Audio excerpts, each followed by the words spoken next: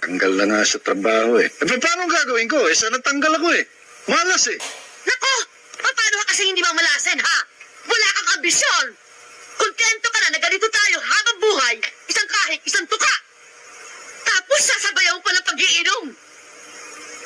Eh, paminsan-minsan lang naman ito eh. Kahit na! Kalang... Ang isang katulad mo na tinanggal sa trabaho at kakarampot ka ng mga sweldo, walang karapatan ni minsan, kahit na minsan, ang mag-iinom. Panggastos mo nga sa sarili mo, kulang na. Iinom ka pa ng iinom? Nakita mo, yung mga anak mo, lahat yan. Nakita mo, gumaya sa'yo. Walang kaambi-ambisyon.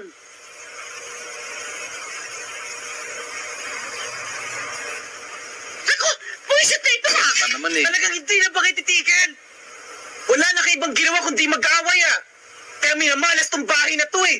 Aba, nagsalita magaling. Oo, talagang magaling ako dahil kailanman hindi ako gagaya sa inyo. Walang nangyari sa mga buhay nyo. At ikaw, sa palagay mo ba, maaayos yung buhay mo? Ha? Ha? Gumagaya ka sa tatay mo ng hilig musika. Musika ang gusto ipalamon sa kanyang pamilya. O ngayon, nasaan ang musika, ha? Nasaan? Ginagaya mo ang tatay mo na walang pakinabang. Yan ba gusto mong mangyari sa buhay mo, ha? Ned, sumagot ka! Musika? Musika ang gusto mo ipalamon? Sa pamilya mo? Putang ina mo!